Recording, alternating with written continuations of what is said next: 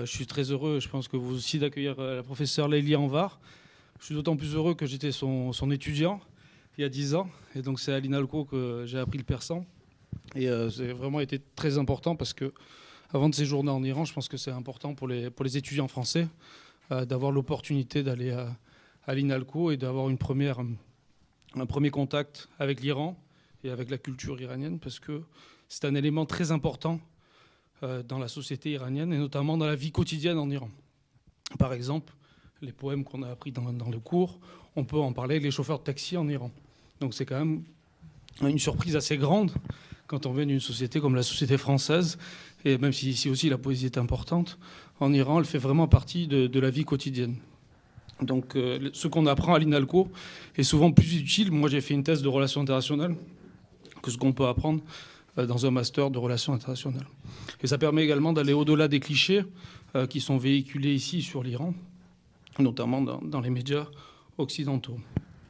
Je voudrais faire référence à la théorie de Darius Shayegan sur l'identité iranienne, dite de la triple appartenance. Donc il y a l'appartenance religieuse, et l'appartenance nationale, donc qui puise ses références dans un passé millénaire, et enfin l'appartenance à l'islam.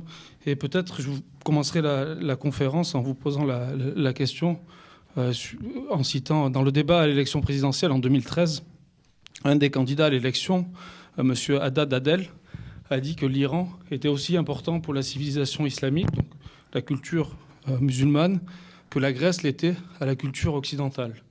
Donc peut-être serait être le point de départ de notre dialogue, puisque aujourd'hui, on le sait, en République islamique, on a beaucoup insisté sur la dimension religieuse de l'identité iranienne par rapport aux deux autres appartenances. Et est-ce que cela est partagé par la société? Et on voit une évolution aussi aujourd'hui vers une importance, un retour peut-être de la culture iranienne. Et cela interroge également, enfin, la question de la civilisation. Est-ce que la question de la civilisation peut être un élément de réflexion dans les relations internationales? Il y a eu une mode au début des années 2000 sur le dialogue des civilisations. Est-ce qu'on peut diviser le monde en civilisation islamique ou iranienne, irano-islamique, selon ce qu'on entend venant d'Iran, ou ici, ceux qui défendent la civilisation occidentale avec une politique prosélyte également? Voilà, merci beaucoup. Merci.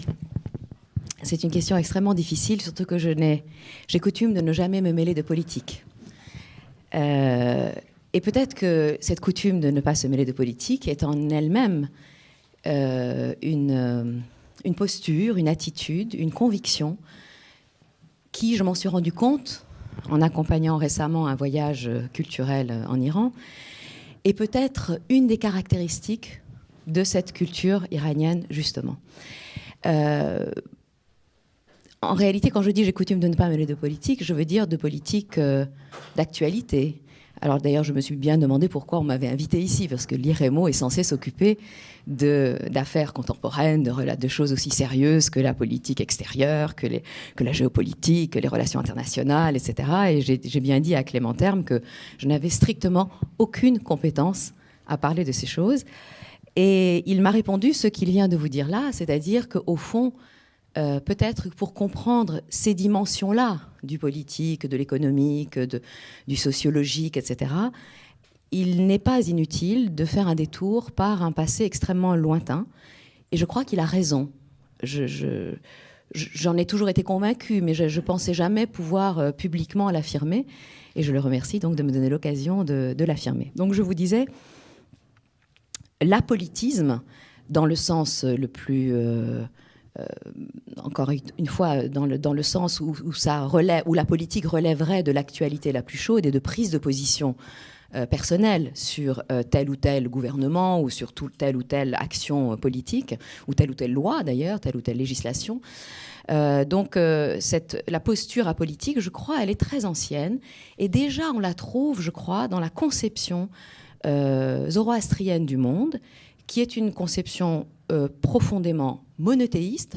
Je pense là-dessus, il y a beaucoup de controverses, mais j'aurais tendance à être du côté de ceux qui pensent que le zoroastrisme est vraiment peut-être pas un monothéisme d'ailleurs, mais un unithéisme, parce qu'on pourra discuter de la différence tout à l'heure peut-être. En tout cas de ça, et puis de sa vision duelle du monde. C'est-à-dire que le monde le monde causal, le monde qui appartient à cette politique dont je vous ai parlé tout à l'heure, c'est un monde de ténèbres. C'est un monde dans lequel on est obligé de faire des compromis avec le mal, parce que sinon, on ne peut même pas y vivre.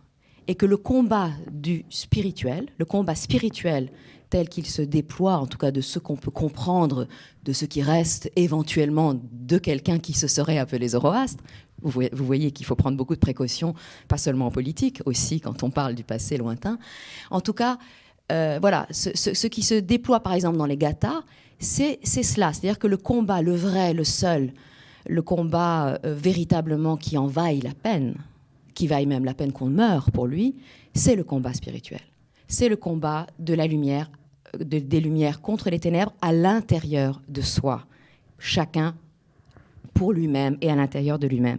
Et le combat politique n'est qu'une implication dans un monde qui est quand même de l'ordre des ténèbres. Alors, il faut bien qu'il y ait des rois, il faut bien qu'il y ait des gouvernants, des présidents de la République ou autres fonctions politiques que je ne nommerai pas, mais enfin, là, il y a de nombreuses fonctions politiques dans ce monde. Il faut bien que quelqu'un fasse le sale boulot, comme disait Créon dans l'Antigone d'Anouilh. Mais enfin, c'est pas de ça dont j'ai envie de vous entretenir. Ce dont j'ai envie de vous entretenir, c'est ce qui doit profondément nourrir la justice individuelle de chacun et qui est la condition sine qua non pour qu'après on puisse éventuellement donner son avis ou faire des choses dans ce monde ou sur le plan politique. Alors cette idée donc d'un monde duel, c'est pas un monde dualiste, hein, c'est vraiment cette conception duel du monde, elle s'est toujours maintenue dans la culture persane. C'est pas un hasard, je crois, que le manichéisme soit né en Iran et que Mani soit un prophète iranien. Alors lui, il déploie carrément une vision dualiste du monde. Et dans toute la culture iranienne, avant, et on va voir aussi même après l'islam, cette vision duelle du monde, cette lutte permanente entre ténèbres et lumière, cette idée qu'il y a le monde, que l'âme est emprisonnée dans le monde de la matière et que son travail est un travail d'arrachement à ces ténèbres et à un développement des lumières intérieures, s'est manifesté sous toutes sortes de formes. Et je crois profondément, s'il existe quelque chose qui s'appellerait l'âme iranienne, elle est profondément duelle. D'ailleurs, on a souvent entendu, sous la plume de sociologues contemporains, que les Iraniens d'aujourd'hui étaient schizophrènes. Et, enfin, schizophrène, pas dans le sens pathologique du terme, évidemment. Et je suis tout à fait d'accord avec lui. C'est-à-dire qu'on a notre, vous voyez, je sors de la posture de l'universitaire, mais enfin, voilà, quand on est en Iran, on est très souvent presque sommé de ne pas être en public ce qu'on est en privé. Ça ne veut pas dire qu'on fait des choses mauvaises en privé et des choses qu'on prétend à être quelqu'un de pieux en public, ce qui arrive, cela dit, assez régulièrement. Mais enfin, ce n'est pas ça qu'on entend par schizophrénie. Ce qu'on entend par schizophrénie, c'est que ça veut dire qu'on a une double personnalité. L'intérieur, c'est l'intérieur, le andaruni. Même dans l'architecture, ça se trouve. Alors, pas l'architecture moderne des tours et tout ça, où la chose est tout à fait perdue, si je puis dire. Peut-être qu'il y a quand même beaucoup d'iranité qui est perdue, ne serait-ce que dans la structure architecturale dans laquelle nous vivons aujourd'hui. Excusez-moi de cette parenthèse, mais dans la structure architecturale des maisons classiques iraniennes, il y a un espace qui s'appelle le Andaruni, l'espace intérieur, qui évidemment est le gynécée, si je puis dire. C'est l'espace où les femmes peuvent vivre dévoilées. Et puis, il y a le Biruni, c'est l'espace dans lequel on peut recevoir, etc., et dans lequel on interagit avec le monde, d'une certaine façon. Et vous voyez, ne serait-ce que ce détail architectural nous montre qu'on est sans cesse en train de passer de l'intérieur à l'extérieur, de l'extérieur à l'intérieur, et c'est comme ça aussi dans le cœur, c'est aussi comme ça dans la personnalité, c'est comme ça dans la pensée, c'est comme ça, je crois, sur tous les strates de la culture persane. Et quand j'enseigne, peut-être que Clément s'en souvient, quand j'enseigne la langue persane, je me suis rendu compte, je ne le savais pas avant de l'enseigner, mais en enseignant la langue persane, je me suis rendu compte que cette structure duelle se trouve même au sein de beaucoup de phénomènes linguistiques de la langue persane. Par exemple, le fait qu'on aime énormément, au lieu de donner un mot, d'en donner deux. On en donne un d'origine persane, un d'origine arabe. Ils sont synonymes, mais on met les deux à côté. Comme si on avait besoin de poser cette dualité y compris dans la langue. Ou alors il y a un phénomène qui est un peu un dada quand j'enseigne le persan, c'est ce qu'on appelle, on appelle ça d'un nom assez vilain, qui est les composés copulatifs. C'est-à-dire, par exemple, c'est intéressant, vous voyez, ça vous fait sourire. Mais enfin, il y en a des centaines de ces composés dans la langue persane. C'est par exemple, pour dire dialogue, on dit goftogu, dire et dire. Oui, c'est deux racines c'est deux formes de la racine du verbe dire. D'accord, on dit goftogu.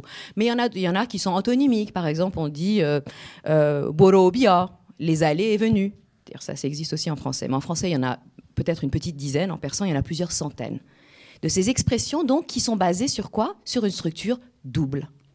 Alors, parfois, c'est synonyme, parfois, c'est antonyme, parfois, c'est la même racine, parfois, c'est un arabo-persan, parfois, bon. Donc, il y a beaucoup de choses comme ça qui sont basées sur cette structure duelle. Et c'est quelque chose qui, je crois, ne doit pas être oublié par toute personne qui essaye de comprendre l'Iran et qui essaye de comprendre, même l'Iran le plus contemporain, qui essaye de comprendre ce qui se passe dans leur tête. Parce que c'est vrai que parfois, quand on regarde les médias, on entend telle ou telle chose, tel ou tel discours, on se dit « mais qu'est-ce qui se passe dans leur tête ?» Eh bien, dites-vous qu'il se passe simultanément, toujours, au moins deux choses. Une qui s'exprime et l'autre qui ne s'exprime pas et qui peut être éventuellement exactement le contraire de ce qui s'exprime. Donc, méfiez-vous des Iraniens. Mais... voilà, donc enfin, je n'avais pas du tout pensé vous parler de ça, mais comme Clément nous a lancé là-dessus, et ça va se retrouver dans le chiisme. C'est pas par hasard si le chiisme devient la religion d'État en Iran. Dans le chiisme originel, il y a vraiment cette vision duelle du monde qui est très étrangement proche de la vision zoroastrienne ou mazdéenne, je ne sais pas comment il faut l'appeler, qu'importe, enfin de celle qui relève des religions anciennes de l'Iran.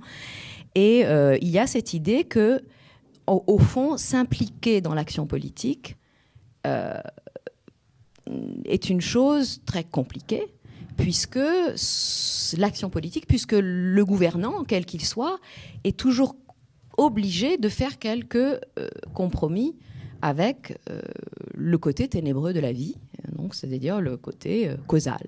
Il faut vivre avec toutes ces choses qui sont données. Et c'est pourquoi, d'ailleurs, les imams eux-mêmes, à partir du martyre du troisième, de l'imam Hossein, qui est tellement célébré en Iran, et pour des raisons qu'on peut comprendre, eh bien, tous les imams qui ont suivi ont opté pour une attitude quiétiste et apolitique. C'est pas pour rien, c'est parce qu'ils se sont dit, nous sommes les imams spirituels de la communauté, et donc il y a une vie intérieure, une vie spirituelle, une régence spirituelle que nous assumons, mais c'est la seule que nous assumerons. Nous laissons César à César. Donc voilà, donc très profondément, alors quand on lit Henri Corbin, par exemple, on voit très bien se déployer cette dimension spirituelle du chiisme, et on voit comment Henri Corbin a pu écrire des choses qui maintenant sont remises en question, et je ne suis pas d'accord avec cette remise en question, à savoir que le chiisme a profondément influencé la spiritualité iranienne, y compris la spiritualité iranienne la plus sunnite, et celle qui, dans le temps historique, je dirais, dans les formes historiques, n'était absolument pas chiite. Et c'est là qu'on peut commencer à parler des auteurs qui me sont chers, des poètes des très grands poètes mystiques comme Attar, comme Rumi, comme Saadi, comme Hafez, n'étaient pas, malgré le fait que certains veulent nous prouver par A plus B qu'ils étaient chiites, non, ils n'étaient pas chiites, ils étaient sunnites. Mais ils étaient complètement nourris de cette spiritualité chiite qui a profondément influencé le soufisme iranien, et qui n'est pas une affaire de religion, enfin, ou plutôt de mazhab, ça veut dire de branche théologique de l'islam, mais qui est une affaire d'irrigation spirituelle, à nouveau des fleuves intérieurs, en fait, de ces grands penseurs et de ces grands poètes et de ces grands mystiques, et Dieu sait qu'ils sont nombreux, en territoire iranien, qui ont opté d'ailleurs pour la langue persane pour exprimer ces idées. Alors la seule exception, paraît-il, dans les grands, immenses sommets poétiques du passé, donc à avoir été, pense-t-on, et encore une fois je prends des précautions parce qu'on n'en sait rien, on n'en est pas sûr, mais enfin on pense quand même que Ferdowsi, qui était le grand poète de l'identité nationale persane, et qui est peut-être l'auteur qu'il faut lire si on veut comprendre l'Iran, avant d'en arriver au mystique. Je crois qu'il faut vraiment lire et relire Ferdowsi. Moi, je le lis et je le relis, et chaque fois, je redécouvre, je me dis, c'est incroyable. Depuis 1000 ans, c'est toujours la même veine. C'est toujours la même chose qui se répète d'une certaine façon, y compris donc sur le plan de l'histoire et sur le plan de la profonde identité que se reconnaissent les Iraniens. C'est pas toujours très agréable, je vais vous y venir tout de suite, mais parce que souvent les Iraniens disent oui, Ferdowsi, c'est le poète de l'identité nationale, nous les Iraniens, nous sommes les fils de Ferdowsi. Quand vous regardez les personnages, les héros de Ferdowsi, ils sont très, très lourdement problématiques. Je vais y venir tout de suite. En tout cas, on dit de Ferdowsi qu'il était chiite, et peut-être qu'il l'était, qu'importe. Le fait est qu'il y a énormément de thèmes dans l'œuvre de Ferdowsi, de thèmes épiques ou mystico-épiques. Là aussi, je prends soin de vous dire que c'est mon point de vue que Ferdowsi est autant un poète épique qu'un poète mystique. Ça, c'est épique, tout le monde le sait. Mystique, tout le monde n'est pas d'accord, mais voilà, je vous dis, c'est ma position. Donc, c'est aussi un très très grand psychanalyste. C'est un régal pour les psychanalystes de lire l'œuvre de Ferdowsi. Donc, il est tout. Enfin, Ferdowsi, c'est un monde, donc toutes les dimensions, célestes, terrestres, épiques, lyriques. Il y a de l'amour, il y a de la politique, il y a des complexes d'Oedipe qui finissent mal, etc. Enfin, mais je vais y revenir. Donc voilà, donc Ferdowsi, il déploie, enfin, il y a beaucoup de thèmes dans le livre des rois qui rappellent étrangement des thèmes justement de l'ésotérisme chiite le plus profond. Je prendrai juste 2 exemples. L'un, c'est par exemple l'occultation du roi Khosrow dans la montagne. Donc la façon dont il s'occulte est quand même très intéressante, on va dire, quand on connaît par ailleurs tout le développement de la notion d'occultation dans le chiisme. Et puis l'autre, c'est évidemment les passages du Shahnameh qui racontent l'histoire de Siavush, qui est le grand héros iranien, sacrifié, à propos duquel il y avait bien avant l'époque de Ferdowsi et bien avant même l'avènement de l'islam, des fêtes qu'on appelait les Siavushun, c'est-à-dire des fêtes qui célébraient ce martyr de Siavush. Et comme par hasard, après la chiisation de l'Iran, on va célébrer le martyr de l'imam Hussein quasiment de la même façon qu'on célébrait le Siavushun. Et il y a énormément de points communs que je ne développerai pas ici, mais c'est pour vous dire que ce sont des structures extrêmement archaïques et extrêmement anciennes qui perdurent dans le temps et qui se remanifestent sous des formes différentes avec les changements de religion officielle, mais qui ne sont jamais que des changements de surface, étrangement. Il y a comme ça des fils rouges à travers l'histoire qui continuent. Et ce n'est pas du tout pour remettre en cause les changements historiques, parce que les changements historiques ne font que redonner un visage nouveau à des données archaïques très anciennes, et même à des données anthropologiques, en fait, archaïques très anciennes. Ou alors, et ça aussi, à nouveau, c'est mon point de vue, à des données mystiques, spirituelles, à des réalités d'anthropologie spirituelle très anciennes et qui prennent des formes diverses selon les religions dans lesquelles elles se manifestent. Mais alors en Iran, il y a quand même une continuité assez étonnante. Ça, c'est vrai qu'il faut le reconnaître. En tout cas, pour commencer, je voulais commencer par ça, mais j'ai fait un détour. Je voulais vous parler justement de quelque chose qu'il ne faut jamais oublier, en fait, quand on aborde l'Iran. Et alors, Clément m'a tendu un peu une perche tout à l'heure en vous citant, je crois que c'est M. Adel qui a dit que Haddad Adel qui aurait dit que l'Iran est aussi important à l'islam que la Grèce au monde occidental. Je ne dirais pas comme ça. Moi, je dirais que l'Iran est aussi important à l'histoire universelle de la civilisation que l'est la Grèce, tout simplement, à l'histoire universelle de la civilisation. Je ne pense pas que les Grecs appartiennent à l'Occident, ni que les Iraniens appartiennent à l'islam. C'est une affaire qui est beaucoup, beaucoup plus ancienne et beaucoup plus vaste, en fait, que ça. Mais en tout cas, je voudrais me livrer quand même à une comparaison qui montre qu'il y a quand même une différence très fondamentale, y compris à l'époque antique, entre ce que la culture grecque a construit, le mythe en fait à partir duquel la culture grecque s'est construite, et le mythe à partir duquel la culture iranienne s'est construite, Alors, toute la culture ne s'est pas construite sur ce mythe, mais enfin, je crois que ces deux mythes, ces deux récits méritent d'être racontés et d'être comparés. C'est quelque chose que je pense depuis extrêmement longtemps, si je le retrouve d'ailleurs. C'est quand même extraordinaire que de tous les textes que je vous ai apportés, j'ai perdu justement celui dont je vais vous parler, à savoir, si c'est bon, je l'ai, à savoir le meurtre de Sohrab par son père Rostam. On terminera sur une note plus gaie parce que justement, je vous montrerai que... Voilà. Mais enfin, je pense que c'est très important. Parce que il y a un épisode donc, dans le livre des rois, qui a plusieurs parties, pour ceux qui ne le sauraient pas. Le héros le plus important, qui occupe le centre du livre des rois, c'est Rostam, et qui traverse d'ailleurs tous les règnes de tous les rois. Enfin, il vit plusieurs centaines d'années en réalité, si on veut calculer son temps de vie. Il traverse plusieurs règnes. Et ce Rostam, à un moment donné, va tuer son propre fils. Et ça, c'est un épisode absolument tragique, mais c'est un des épisodes, probablement, peut-être l'épisode le plus connu, même par le peuple, en fait, de ce livre des rois. Et donc, il faudrait, pour bien comprendre tout, que je vous raconte l'histoire de Sohrab, donc le fils de Rostam, depuis le début. Mais je n'ai pas le temps. Je vois qu'il y a quelques étudiants qui étaient là en histoire de la littérature persane avec moi.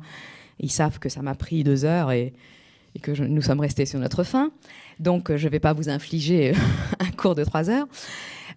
Toujours est-il que ce qui est important de savoir, c'est que Rostam a eu une aventure d'une nuit avec la fille du roi de Kaboul.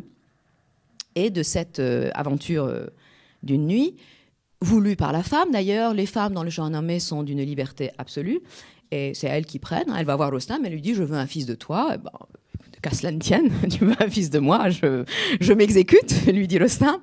Et c'est ainsi que donc, et après Rostam s'en va. Et il sait qu'à un moment il a eu un fils, mais enfin il sait qu'il a un fils assez prodigieux de cette femme, mais il ne la connaît pas plus que ça. Bref, quand le Sohrab devient adolescent, très jeune en fait, il décide de partir à la recherche de son père.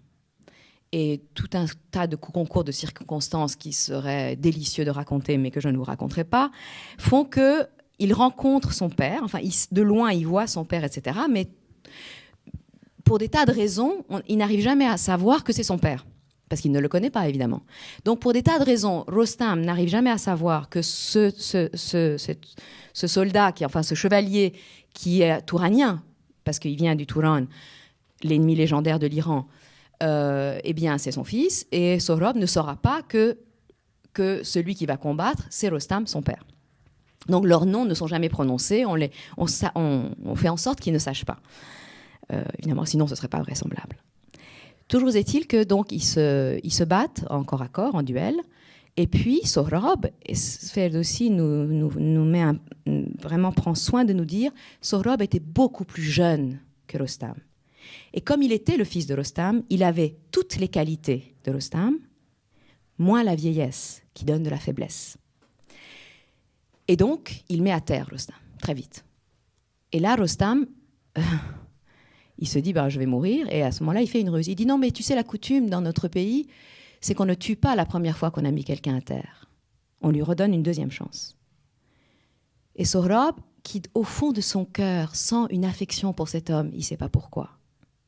Mais nous, on le sait, nous les lecteurs. Parce qu'en même temps, Ferdowsi est un génie de la narration. On est là, ah oui, d'accord, il ne va pas tuer son père. C'est génial, parce qu'il sent quand même quelque chose.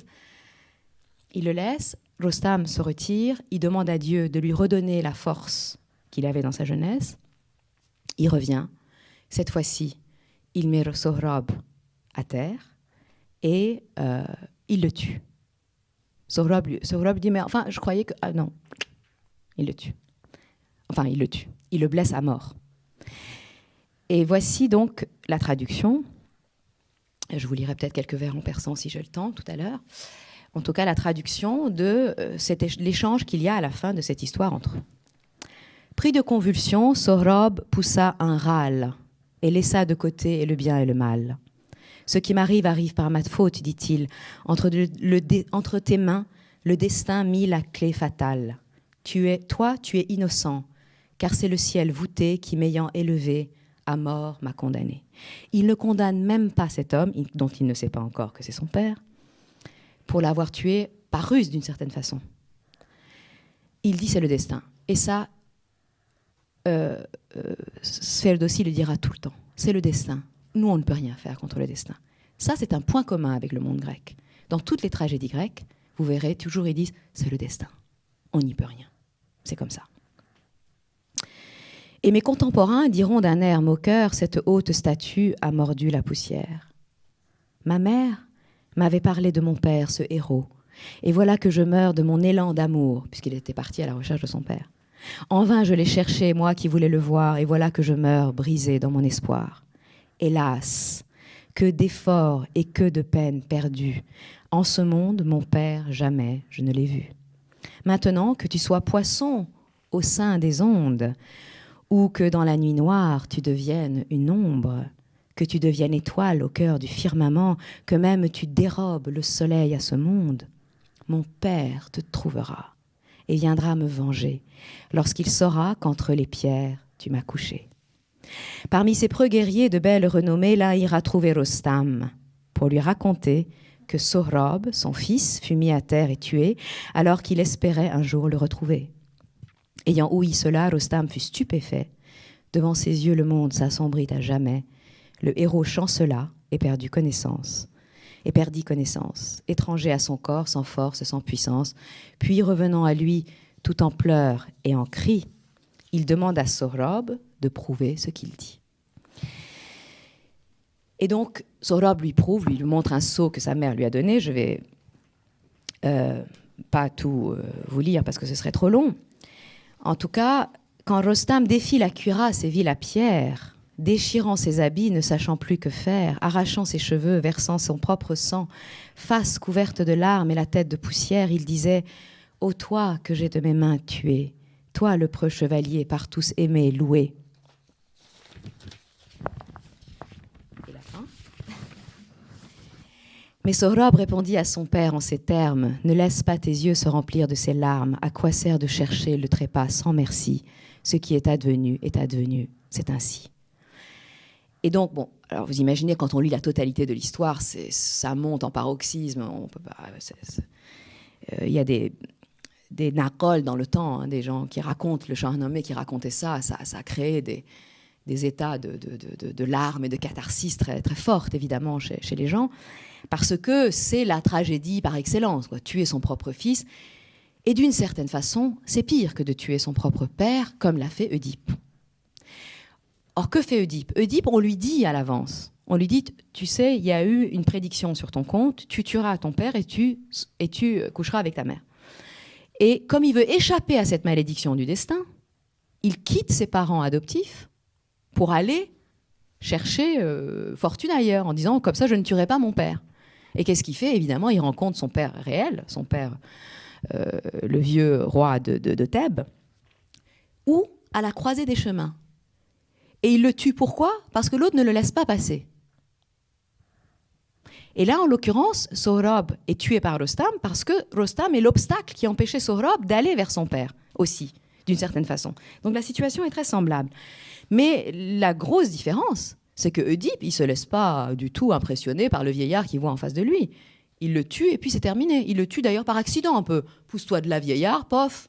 Et c'est même pas un duel, vous voyez ce que je veux dire? Et c'est bien, on insiste bien, et dans le Shahnameh et dans l'histoire d'Oedipe, sur le fait que Oedipe est jeune, Sohrab est jeune, il est fort, il peut faire... Oedipe, carrément, en un boum, il tue le vieillard qui est son père. Et Sohrab, la première fois qu'il se bat avec Rostam, il est plus fort que lui, parce qu'il est jeune. Et qu'en même temps, il est le fils de son père, si je puis dire. Et donc, je crois que cette histoire de croiser des chemins, ils se rencontrent à la croisée de leur destin. Simplement, dans la culture grecque, c'est la jeunesse qui l'emporte sur la vieillesse. C'est le fils qui tue le père. Parce qu'il faut, et maintenant on le sait en psychanalyse, il faut que le fils tue son père pour que la société évolue et pour que lui-même devienne un père à son tour. Ce que ne nous dit pas la psychanalyse actuelle, et j'en suis très étonnée, c'est que on dit oui, c'est bien, il faut faire son Oedipe. Il faut symboliquement, je dirais, voilà, traverser cette croisée des chemins. Mais on ne nous dit pas que quand même, après, Oedipe, il en garde une culpabilité atroce. Quand il apprend que c'est lui qui a tué son père, il se crève les yeux quand même. Hein. Mais ça, on l'oublie. Ben, c'est pas grave. Toujours est-il que c'est vrai, en même temps, psychanalytiquement, tous ceux qui ont eu des enfants et tous ceux qui ont été enfants eux-mêmes, ça veut dire tout le monde, savent qu'il faut quand même, qu'on soit fille ou garçon d'ailleurs, il faut dépasser le modèle, il faut que la vieillesse cède la place à la jeunesse. Et ça, c'est quelque chose que dans le Shahnameh, on ne peut jamais faire. Que ce soit Rostam qui tue son fils par ruse, que ce soit le vieux roi père de Esfandiar, le grand héros, qui l'envoie à la mort parce qu'il ne veut pas que Esfandiar s'assoie sur son trône. Même le fameux Siavosh qui a été assassiné, en fait, c'est parce que son père l'a rejeté. Et pourquoi son père l'a rejeté ? Il l'a exilé parce que son père a une trouille bleue que son fils, qui est beaucoup mieux, entre guillemets, que lui, prenne sa place sur le trône. Donc, les rois, les vieux rois, ont peur de ça. Les vieux rois non réalisés, parce que ça, ce sont les mauvais rois du Shahnameh qui sont comme ça. Les bons rois du Shahnameh, c'est que Khosrow, il laisse la place, il s'en va. Il s'occulte. Mais justement, parce que c'est un bon roi, il dit non, il y a un moment, il faut laisser la place aux jeunes. Mais quand le roi veut s'accrocher au pouvoir et qu'il veut y rester, personne ne peut, il est inamovible. Et moi, la façon dont je le lis, j'étais très étonnée parce que j'y pense depuis très longtemps à ça. Et je l'ai lu récemment dans un article qui a été écrit il y a très longtemps, néanmoins, par Peter Tchelkovsky, donc le grand spécialiste du ta'aziyeh, du drame tragique, enfin du drame chiite, justement, qui représente la tragédie de Karbala. C'est une forme de théâtre sacré. Eh bien, il écrit ça dans un article. Il dit, c'est frappant de voir qu'en Iran, la tradition l'emporte toujours. Vous n'avez pas intérêt à vouloir prendre frontalement le père s'entend symboliquement, pour le tuer et pour vous mettre à sa place. Parce que sinon, vous êtes sûr que c'est vous qui allez être broyé. Alors, je ne vais pas beaucoup développer ça, mais c'est vrai que c'est étrange quand même. Je crois que l'Iran est la seule révolution, la révolution iranienne est la seule révolution au monde où ce ne sont pas les jeunes qui ont dit maintenant à bas la tradition, place aux jeunes. C'est la tradition qui a dit à bas la modernité, place aux vieux. Quand même extraordinaire. Je ne porte pas de jugement. Je ne fais que constater un fait. Et ça, c'est très intéressant et je crois qu'il faut le savoir. Et je crois que peut-être qu'on détient ici une clé sur le fait que si la Grèce la pensée grecque, en fait la philosophie grecque, a profondément influencé la philosophie islamique, donc pas seulement la philosophie occidentale, néanmoins, sur le plan à la fois politique et psychologique, c'est vrai que la Grèce a donné l'Occident et que voilà, cet Iran antique-là a donné l'Iran. Enfin, quand je dis l'Iran, j'entends l'Iran dans le sens de Ferdowsi. Ça veut dire la culture iranienne dans le sens large. À l'époque, l'Iran de Ferdowsi englobe, n'en déplaise à nos amis afghans, l'Afghanistan et voilà, toute une partie qui ne font plus du tout partie maintenant des frontières actuelles de la République islamique d'Iran. Et c'est pas de ça que je parle quand je parle d'Iran. Quand je parle d'Iran, j'entends par là pas non plus la Perse, qui est un concept occidental, je dirais. La Perse, c'est la façon dont les Grecs désignent les Iraniens, jamais les Iraniens eux-mêmes. Donc, ce que je dis par Iran, c'est ce que Ferdowsi entend par l'Iran. L'Iran, donc ce peuple qui vient du nord de l'Inde, d'ailleurs, et qui a essaimé dans tous ces territoires et qui a donné et qui utilise essentiellement, donc la différence est aussi linguistique, qui utilise les langues iraniennes, quelles qu'elles soient. Les langues iraniennes, ça comprend le persan, le pachtou, le kurde, le baloutche, le gilaki, etc. Donc tout ça, ça fait partie du monde, ce qu'on appelle du monde iranien. Et donc voilà, je voulais un peu démarrer comme ça. J'ai démarré, j'avais beaucoup continué, mais voilà, je pensais que c'était important de mettre ça. Alors ça peut paraître un peu brutal, ça peut paraître un peu noir, mais ça ne l'est pas en réalité, parce que ça nous dit quelque chose d'un état de fait et de l'importance de la tradition dans cette culture, et aussi peut-être une indication sur la manière dont on peut plutôt s'intégrer cette culture pour avancer vers l'avenir, donc plutôt faire ça que de s'opposer bille en tête à ce qui compose la structure fondamentale de la tradition. Et je vois que les Iraniens sont pris dans une sorte à nouveau de schizophrénie par rapport à la tradition. C'est-à-dire que d'un côté, ils veulent absolument se dire même héritiers de cette culture et de cette civilisation. Ils sont très fiers d'être les enfants de Zoroastre, de Ferdowsi, de Hafez et de Rumi, de Molavi. Et en même temps, ils ont l'impression que s'ils veulent avancer, s'ils veulent faire partie de la modernité, s'ils veulent que les structures sociales changent, s'ils veulent que, etc., eh ben, il faut qu'ils jettent le bébé avec l'eau du bain et que d'un coup, ils mettent de côté tout ce qui fonde leur identité, leur religion, quand je dis leur religion, je mets au pluriel, et leur culture, etc., et leur passé, d'une certaine façon. Je veux dire, quand il y a eu des mouvements, il y a encore des gens qui pensent, par exemple, qu'il faut changer l'écriture. Il faut écrire en alphabet latin à la Atatürk, si vous voulez. Il y a un courant de pensée très fort en Iran, qui a commencé à l'époque de Reza Shah, d'ailleurs, et qui veut faire une révolution à la Kemal Atatürk, c'est-à-dire carrément changer d'alphabet, couper le passé. Reza Shah a tenté de le faire, mais ça n'a pas marché en Iran. Ça n'a pas marché en Iran. Ça ne peut pas marcher en Iran. On ne peut pas faire ça. Donc, si on veut comprendre... et même les Iraniens eux-mêmes, je vous dis, ils sont pris entre ces deux feux. Et je les vois, la jeunesse iranienne, je suis sidérée. Là, je reviens d'Iran. Vous allez sur le tombeau de Hafez, vous voyez des jeunes avec leur iPhone et leur jean et leur truc, machin, qui sont là sur le tombeau de Hafez à dire des poèmes de Hafez. C'est une image, c'est un instantané extraordinaire de ce que je vous dis. Donc, ils participent des deux. Et parfois, ils ne savent pas où ils habitent. Parfois, ils sont un peu paumés à cause de ça. Mais peut-être parce qu'on ne leur a pas assez dit que peut-être ce n'est pas le modèle grec qu'il faut choisir pour avancer tout en intégrant la tradition. Peut-être que c'est un autre modèle qui reste encore à inventer et qui serait le modèle iranien. Et peut-être qu'on peut donner un modèle au monde, finalement. Mais il n'est pas encore trouvé, je vous le dis tout de suite. Merci. Merci beaucoup.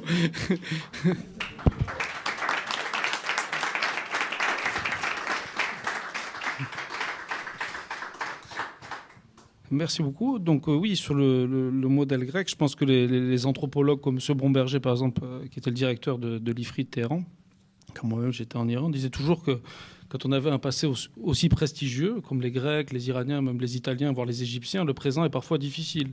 Il y a même une blague à Téhéran parmi les jeunes qui dit que l'avenir de l'Iran, c'est les Achéménides, finalement. Donc c'est quand même assez difficile d'avoir un passé aussi prestigieux parfois pour vivre bien le présent. Donc il y a aussi cette souffrance qu'analysent les anthropologues, d'avoir un passé quand même aussi glorieux. Et par rapport au nationalisme iranien, vous avez parlé de l'Afghanistan, on peut aussi parler du Tadjikistan, ce qu'on appelle le monde iranien. Il y a quand même une difficulté, parce que j'étais moi-même en Afghanistan l'été dernier, et il y a quand même une rivalité entre les trois pays pour s'approprier cet héritage dont vous avez parlé. Donc c'est vrai que quand on fréquente par exemple les universités afghanes, on va trouver un département de Dari. Donc ce ne sera pas Iran Shenas, études iraniennes. Ils vont vraiment insister sur la dimension Dari, à la fois parce qu'ils ont un problème à l'intérieur, puisque c'est un pays bilingue avec le pachto, mais aussi parce qu'il y a cette relation difficile avec l'Iran. Donc peut-être une question, c'est de savoir comment, dans un contexte de division finalement du monde iranien historique entre trois États, même si c'est une question un peu politique, on peut analyser sur le plan universitaire, ce qui est votre travail, ces questions. Par exemple, comment ça se passe si vous allez dans des colloques avec des Tadjiks et des Afghans ? Dans des colloques, ça se passe toujours très bien parce que d'abord, nous sommes polis, et aussi parce que nous parlons une langue qui est la langue littéraire et académique. Et en fait, la langue littéraire et académique, alors là aussi, on est schizophrène. On est schizophrène. On a au moins la diglossie, parce que la langue littéraire académique, la langue écrite, est quand même relativement... Enfin, c'est la même langue que la langue orale, mais enfin, il y a quand même beaucoup, et je pense que les étudiants ont éprouvé cette difficulté qui consiste à comprendre qu'il y a une forme pas de bilinguisme, mais de ce qu'on appelle en linguistique la diglossie. Alors, donc, avec les collègues tadjiks ou afghans, ça se passe très bien, parce que quand on se parle quand on parle de Rumi ou de Ferdowsi, on parle la même langue et on comprend parfaitement les textes, on se lit très bien et on s'entend très bien. Là où ça devient plus difficile, c'est évidemment que la langue a évolué différemment dans sa forme orale, je dirais, dans son oralisation en Iran, mais pas seulement en Iran, dans différentes régions de l'Iran et dans différentes régions d'Afghanistan et au Tadjikistan, etc. D'ailleurs, ça ne concerne pas que l'oralité, puisque par exemple au Tadjikistan, on écrit le persan en cyrillique. Ça, c'est le souvenir de l'époque soviétique. Alors, ils ont essayé, je crois, ils essayent de revenir à l'alphabet persan, mais c'est un peu difficile, hein, c'est quand même un peu compliqué. Alors, les Iraniens poussent beaucoup, ils aident beaucoup, ils envoient des manuels, et parce qu'ils ont tout intérêt à ce que ça se fasse, mais c'est difficile, quoi. C'est très, très difficile de changer d'alphabet. Je ne sais pas, à part Kemal Atatürk, je ne connais personne qui est comme ça, en 10 ans, forcer les gens à changer d'alphabet. Enfin, et les soviétiques, remarquez, qui l'ont fait en Tadjikistan. Voilà, absolument. C'est vrai. Et donc, on a tous, qu'on soit afghans, iraniens, tadjiks, nous sommes tous pris dans un phénomène de diglossie qui est absolument naturel pour nous. Mais je vous garantis, quand il s'agit de l'enseigner, c'est compliqué. Et puis, c'est la raison pour laquelle les Iraniens disent « oui, nous, on parle persan », et que les Afghans ne disent jamais « nous, on parle persan », sauf les Afghans très éduqués, très évolués, qui disent « eux, nous, on parle le persan dari ». Justement, pour bien montrer que ce n'est pas le dari. Le dari, c'est rien. Hein. Le dari, ça n'existe pas. C'est une invention très récente. Il y a une langue qui a existé, qui a émergé il y a donc plus de 1000 ans dans les territoires iraniens, qu'on appelait là le persan dari, le persan de cour. Dari, ça veut dire de cour. Donc, quand ils disent on a un département de dari, ça veut dire on a un département d'une langue de cour. Donc, ça veut dire c'est pas la langue du peuple. On aimerait savoir. Et en réalité, la raison pour laquelle petit à petit on a laissé tomber le mot dari, bien que c'était très beau en poésie, parce que les poètes vous diront toujours qu'ils parlent, qu'ils composent dans la langue qui est le dorre dari, la perle du dari, parce que ça fait un jeu de mots. Dor, c'est la perle, et dari, bon, dorre dari, Nasser Khosrow l'utilise, beaucoup de grands poètes utilisent ça, hein, la perle du dari. Donc, dans ce contexte-là, on peut dire dari. Mais c'est vrai qu'aujourd'hui, je ne sais pas exactement ce qu'on appelle le dari, parce que les Afghans pensent que la langue qu'eux parlent, c'est le dari, mais ce n'est pas du tout le dari. Le dari, c'est la langue de Nasser Khosrow, c'est la langue de Ferdowsi, etc. Donc, c'est la langue... puisque les Afghans, comme nous, bien qu'ils habitent un pays un peu plus difficile d'accès, ont, comme les Iraniens, évolué dans leur langue. Et heureusement, parce que sinon ce ne serait plus une langue vivante. Nous utilisons une langue qui s'appelle une langue vivante. Et c'est parce qu'elle est vivante qu'elle évolue. Et qu'aujourd'hui, à mon sens, il faudrait réserver le mot dari à la langue de la littérature classique et dire éventuellement persan d'Iran, persan d'Afghanistan, persan de Tadjikistan, parce que les Tadjiks, ils disent tadjik. Parce que c'est quand même la même langue. Hein. La preuve, c'est que, moyennant un petit peu d'adaptation, on se comprend. Bon, il faut quand même dire la vérité, c'est que les Afghans comprennent mieux les Iraniens que les Iraniens ne comprennent les Afghans, parce que les Iraniens sont un peu impérialistes et ils pensent que c'est aux autres de faire l'effort de les comprendre ou de mieux parler pour qu'ils les comprennent. Mais enfin, globalement, quand je vois des Afghans parler ou quand je parle avec des amis afghans, on se comprend. Bon, en général, ils font un peu d'effort quand même pour que je comprenne leur langue. Mais voilà, donc c'est quand même la même langue et je pense que nous aurions tout intérêt à ne pas être en bisbille les uns contre les autres et au contraire de bien être conscients que nous sommes les enfants d'une même civilisation. Moi, je me sens extrêmement proche des Afghans et je suis désolée quand je vois que des gens des Afghans ne se sentent pas extrêmement proches de moi. Parce que pour moi, nous partageons les mêmes poètes. Ça veut dire quoi? C'est le nôtre. Moulavi est à moi, Moulavi est à toi. D'abord, il est ni à moi, ni à toi, ni à l'Afghanistan, ni au Tadjikistan, ni à l'Iran, ni a fortiori à la Turquie. Il est à tout le monde. Où les Américains vont dire mais non, il est américain parce que maintenant c'est aux États-Unis qu'on vend le plus grand nombre d'exemplaires de la poésie de Moulavi. So what? Enfin, ça dépend du critère. Merci beaucoup. Peut-être maintenant si vous avez des questions ou des remarques.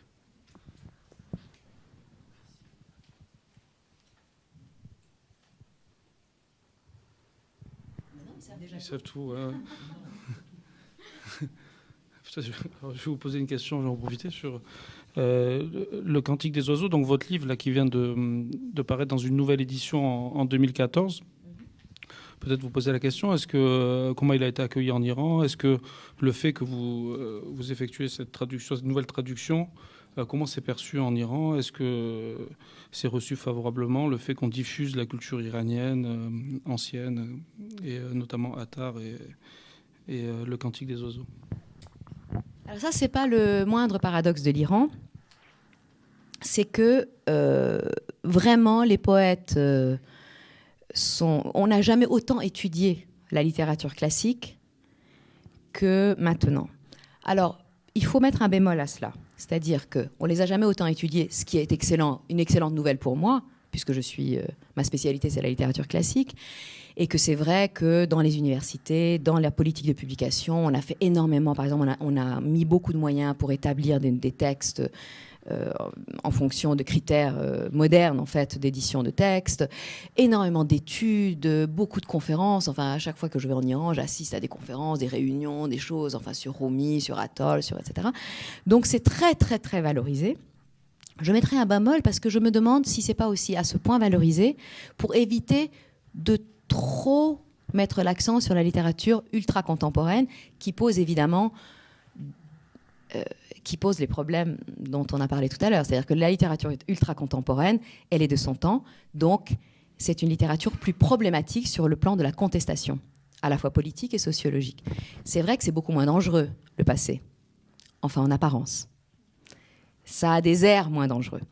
Mais c'est quand même paradoxal, parce que quand même, une œuvre comme le Cantique des oiseaux, c'est une œuvre, ou l'œuvre de Hafez, etc., ce sont des œuvres qui prennent quand même la religion officielle un petit peu, qui pour le moins la mettent à distance, au nom de la religion intérieure, qui est beaucoup plus valorisée, et par moments même, bien qu'ils étaient tous des musulmans tout à fait classiques, et qui n'étaient pas en rébellion contre la loi musulmane, mais néanmoins, ils disaient quand même que c'était juste le début, qu'il fallait aller bien au-delà des questions purement légales, par exemple. Donc c'est intéressant que dans un pays comme l'Iran, aujourd'hui, on valorise à ce point ces textes dits mystiques qui sont quand même une vision de la religion et de la spiritualité pour le moins extraordinairement éclairée et aussi très tolérante, en fait. Quand on regarde, il y a des passages dans le Cantique des oiseaux contre le fanatisme qui sont extrêmement intéressants quand on pense que ça a été composé au XIIIe siècle. Enfin, fin du XIIe, début du XIIIe siècle. Donc voilà, ça c'est un paradoxe. Et alors c'est pour ça que moi j'étais très étonnée quand j'ai traduit donc le Cantique des oiseaux, j'ai reçu le prix du livre de l'année avec Michael Barry. D'ailleurs on l'a reçu ensemble, bien sûr, puisque c'était pour la version illustrée avec les miniatures et les commentaires, des miniatures qui malheureusement été épuisées en français, oui. Et donc on a reçu ce prix qui est quand même un prix du ministère de la guidance islamique. Ministère de la guidance islamique, c'est aussi le ministère de la culture, c'est aussi le ministère qui donne l'autorisation de publication ou pour les livres, l'autorisation de mise sur le marché pour les films, etc., etc. Donc, voilà. J'ai d'ailleurs hésité, je me suis dit, c'est quand même bizarre qu'il donne le prix aux Mains Dorothée, c'est quand même pas une œuvre très, on va dire, très dans la ligne, quoi. Et puis je me suis dit, je vais quand même, c'est quand même un signal fort. Donc je vais aller recevoir ce prix. J'étais quand même très contente de l'avoir reçu. Certaines personnes me l'ont reproché d'ailleurs, mais moi je trouve au contraire c'est un signe fort de donner un prix à un tel livre. Il y a quand même des miniatures dedans dans lesquelles on représente la dame de beauté dans la niche de lumière, enfin des choses, disons, pas très orthodoxes, pour le moins. Et donc voilà, donc j'ai décidé d'y aller, sauf que j'avais pas mon passeport, j'étais pas retournée en Iran depuis 5 ou 6 ans, et donc je me suis dit, j'ai pas de passeport, il faut que j'y sois dans 3 jours, sinon, je vais à l'ambassade d'Iran, je vais voir le guichet, et je dis au gars du guichet, voilà, je dois aller en Iran dans 3 jours, mais j'ai pas de passeport. Pendant 4 jours, j'ai pas de passeport. Est-ce que vous pouvez, je sais pas, me donner un visa sur le passeport français ou il me dit, mais pourquoi vous voulez aller en Iran? Je dis, parce que j'ai reçu un prix pour la traduction du Manterotel, du Cantique des oiseaux. Et il me met à citer des vers du Manterotel par cœur. Le guichetier de l'ambassade, du consul. Il me fait, comment vous avez fait pour traduire ça? Oh, Azizam, oh ma chérie, comment tu as fait pour traduire ça? Je dis, j'étais un peu troublée pour le moins. Et je dis, Oui, enfin, je sais pas. Il dit, mais enfin, il y a tous ces oiseaux, mais c'est tellement beau, mais c'est tellement magnifique. Mais reviens demain, tu auras ton passeport. Et j'ai eu mon passeport en 24 heures. Je pense pas qu'en France, on puisse avoir son passeport en 24 heures, surtout pour une raison pareille. Et donc voilà, et j'y suis allée, et donc on a reçu ce prix. Alors c'était un peu surréaliste, hein, c'est vrai que c'était un peu surréaliste. On me demande de faire un discours, là, devant toute une série de gens très importants du gouvernement, etc. Un discours. Je dis, vous êtes sûr, vous voulez que je fasse un discours? Ils disent, oui. Je dis, vous savez, je ne sais pas quoi dire. Et ils me disent, des généralités. Mais j'ai parlé du Cantique des oiseaux. Et j'ai parlé du fait que le Cantique des oiseaux, c'est une invitation à se transformer intérieurement et à cheminer vers la vérité, chacun selon ses possibilités, ses moyens. Et qu'au fond, c'est quelque chose, c'est un message universel. Le message de la connaissance de soi est un message universel, et que toute personne qui entre dans une démarche, en tout cas de foi ou de travail spirituel, devrait faire du Cantique des oiseaux son livre de chevet. Bon, ils ont applaudi poliment. Ok, oui. Attendez le micro. Ah oui, merci. Vous parliez tout à l'heure d'un nouveau modèle qu'on n'a pas encore trouvé, mais qui viendrait peut-être de l'Iran. Et je me suis demandé, est-ce que, hormis une littérature contemporaine, peut-être contestataire, je ne la connais pas très bien, est-ce qu'il existe une littérature émergente qui serait une littérature spirituelle moderne? Enfin, est-ce que vous connaissez des auteurs? Est-ce qu'il y a un mouvement qui va dans ce sens-là en Iran?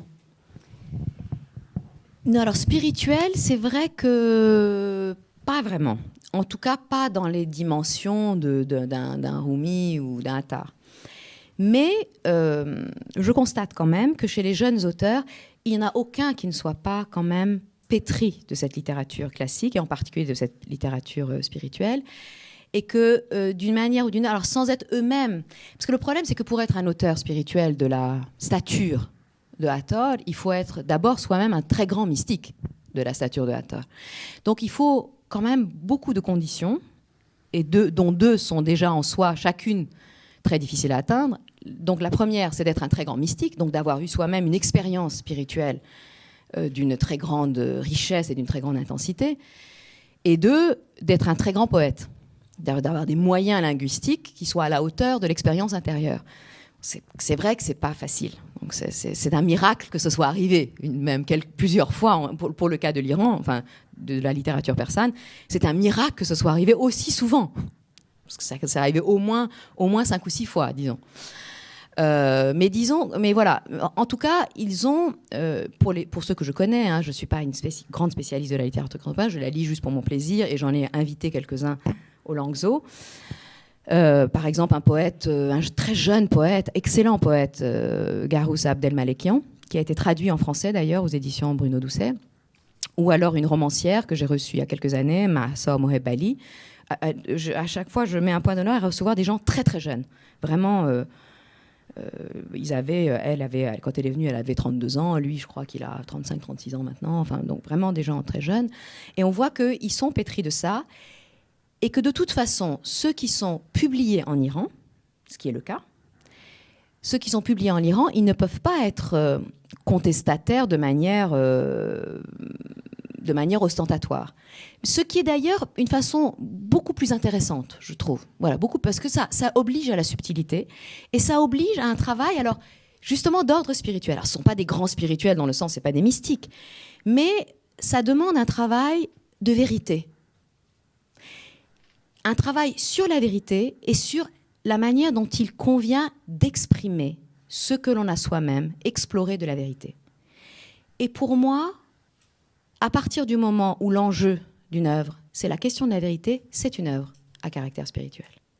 Même si ça ne vous parle pas de la voie mystique, etc. Et au fond, je crois que les meilleurs auteurs d'aujourd'hui sont ceux qui ont intégré cette leçon du passé, parce que tous ces grands poètes dont je vous ai parlé, ils ont aussi une pensée, une réflexion sur ce que c'est que la littérature.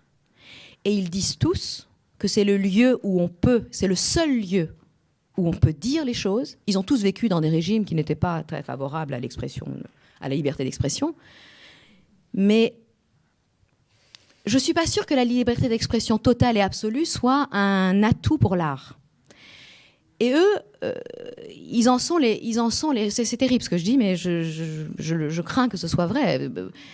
J'ai discuté avec des Russes, par exemple, d'aujourd'hui, qui nous disent on avait quand même de bien meilleurs artistes autant à l'époque soviétique. Enfin, on avait de beaucoup plus grands penseurs et des génies. On avait beaucoup plus de génies à l'époque soviétique que maintenant. Parce que maintenant, les gens pensent qu'à faire du fric, quoi. Enfin, ils ont la liberté d'expression, enfin, dans une certaine mesure, et on voit ce qu'ils en font. Enfin, bref, ça, c'était une parenthèse. Toujours est-il que, donc, je disais, les grands poètes, ils ont une réflexion sur ce que c'est que l'art.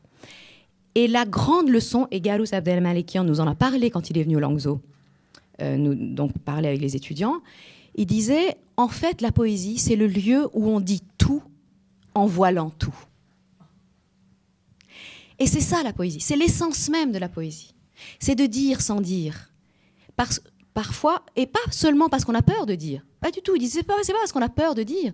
C'est parce que si on dit les choses de manière brute, ce n'est plus de la poésie. C'est de la politique. Et c'est plus du tout intéressant, disait-il. C'est de la politique avec un petit P. Ce qui m'intéresse, c'est de la politique avec un grand P, comme la poésie avec un grand P. Et les deux sont liés. Les deux sont profondément liés. Et quand il s'agit du contexte iranien, c'est aussi lié profondément à la manière dont la spiritualité travaille tous les Iraniens. Même ceux qui veulent rejeter ce poids parce que c'est trop lourd, il n'y a rien à faire. On est quand même champion d'invention de religion, champion d'invention de voies mystiques. Je veux dire, le nombre de religions qui sont nées en Iran, c'est quand même fou. C'est pas du tout la Palestine qui a la Palme d'Or, c'est l'Iran. Et donc voilà, je pense que c'est un ingrédient indissociable de la culture persane, donc indissociable de la littérature. Même si on n'est plus devant des espèces de géants comme ça qui vous écrasent de leur hauteur mystique. Non, jamais, ils vous écrasent jamais en fait, qui vous emportent sur leurs ailes. Merci. Une autre question ?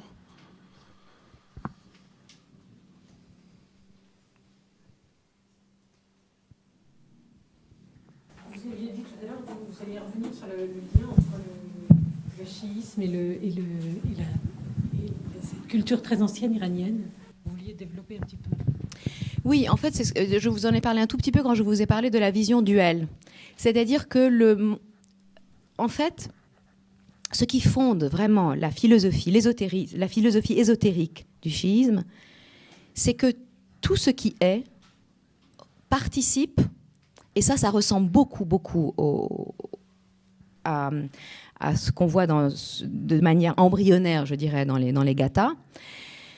Les chiites l'ont beaucoup développé parce qu'ils ont eu de très grands philosophes. Donc c'est l'idée que tout ce qui existe participe toujours de deux natures. Le batin et le zahir. L'intérieur et l'extérieur. L'invisible et le visible. Les ténèbres et la lumière. Donc tout ça, c'est un peu les mêmes catégories. Disons, ça correspond un peu aux mêmes catégories. Le matériel et le spirituel, le ciel et la terre. Mais tout ça, ça peut se résumer à l'opposition entre donc batin et zahir, ce qui est intérieur et ce qui est extérieur. D'ailleurs, quand je vous ai dit dire sans dire, le voiler, c'est aussi ça, la poésie, c'est ça. C'est-à-dire, c'est de l'intérieur qui se dit sous des formes de l'extérieur qui elles-mêmes contiennent de l'intérieur et de l'extérieur. Donc ça, c'est le fondement du chiisme et c'est très très proche de ce dont je vous ai parlé sur la vision duel dans le zoroastrisme.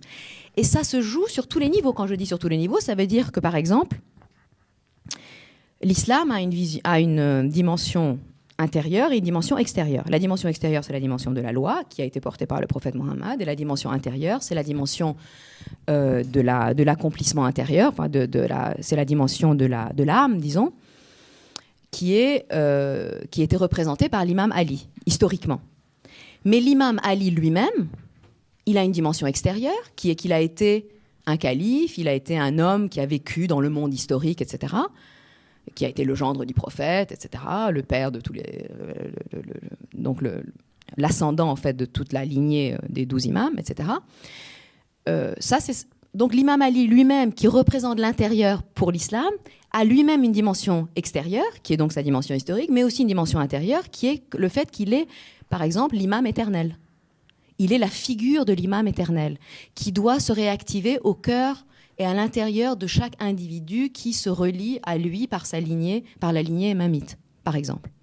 Donc cet imam-là, il est éternel, il est même pré-éternel, il a existé avant même que le monde soit, et il existera pour toujours. Et il existe dans le cœur de chacun. Donc c'est sa dimension intérieure. Il s'appelle Ali. Mais ce Ali-là, c'est la dimension intérieure du Ali. Donc le Ali a deux dimensions. Et etc., etc. Donc c'est vrai pour tous les imams, c'est vrai pour tous les phénomènes en fait. Et c'est sans fin. C'est-à-dire que c'est sans cesse divisible en deux. Et que le progrès spirituel, en fait, la progression ésotérique telle qu'elle est exposée dans la philosophie et dans la spiritualité chiite, c'est un cheminement vers le fond sans fond, comme dirait Maître Eckhart, donc vers l'intérieur de l'intérieur, de l'intérieur, de l'intérieur, de l'intérieur, de tout ce qui est extérieur et qui est extérieur et qui est extérieur et qui a été extérieur. Je ne sais pas si je m'exprime bien, c'est un peu difficile, hein, parce qu'il y a une littérature énorme là-dessus, qui s'exprime beaucoup en termes de métaphores et d'images, en particulier d'images de la lumière. Et donc, disons que ça, c'est le fondement. Et c'est quand même très, très troublant, le lien qu'il y a entre cette idée-là et donc la vision duelle du monde par Zoroastre. Et puis l'autre, c'est justement l'image de la lumière. Alors évidemment, c'est un peu universel, mais dans le chiisme, vraiment, la question du combat des lumières contre les ténèbres prend des dimensions et je dirais des manifestations, des représentations qui ressemblent aussi énormément au mythe zoroastrien qui représente donc ce combat entre le combat entre les forces des lumières et les forces des ténèbres. Sachant que ce n'est pas toujours les mêmes. C'est-à-dire que même à l'intérieur des forces des ténèbres, il peut y avoir une double dimension. Ou dans les forces du bien, il peut y avoir une double dimension. Ce qui rend évidemment, selon ces critères philosophiques-là, on ne relie plus du tout l'histoire de la même façon. Ça change totalement la vision de l'histoire. Ce que nous appelons bien ou mal, selon les critères des valeurs démocratiques, occidentales, etc., c'est pas du tout ça. Ça, c'est juste un aspect. Dans ces valeurs démocratiques, humanistes, etc., il y a une vision extérieure, une vision intérieure. Il y a un côté ténébreux, il y a un côté lumineux. Et c'est comme ça, parce que c'est dans la nature de l'homme. À partir du moment où la lumière primordiale, ça aussi c'est très proche du zoroastrisme, où la lumière primordiale s'est mélangée aux ténèbres du créé, eh bien, ça fait que tout est mélangé. Tout ce qui est mélangé. Et tout le travail consiste à retrouver la lumière en fait originelle. Et c'est ce que disent aussi les poètes. Sans du tout le dire en termes chiites ou en termes zoroastriens, mais néanmoins, on est obligé de constater qu'il y a quand même une prégnance. Alors, sans parler que dans le Cantique des oiseaux, l'oiseau mythique que les oiseaux recherchent, c'est quand même un oiseau qui s'appelle Simurgh. Et Simurgh, c'est un mot avestique qui vient directement de l'Avesta. C'est la Saena Merga, qui est un oiseau mythique et fabuleux, et qui, dans l'Avesta et dans le Livre des Rois, a une double dimension. C'est un être sublime, c'est un être de lumière, c'est un oiseau solaire, mais c'est aussi un oiseau très inquiétant, qui peut éventuellement dévorer les petits-enfants. Bon, après, la pitié, elle ne dévore pas le petit Zol, mais elle le garde. Mais ça veut dire quand même que c'est une créature. Enfin, c'est pas une créature, justement. C'est une représentation qui a un aspect complètement duel. C'est-à-dire qu'il y a un côté de beauté et puis un côté terrifiant. Elle a en elle autant de lumière que de ténèbres.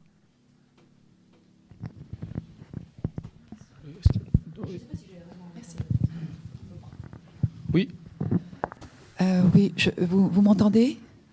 Écoutez, d'abord, je voulais vous remercier, c'est absolument extraordinaire. Je suis ravie de faire votre connaissance.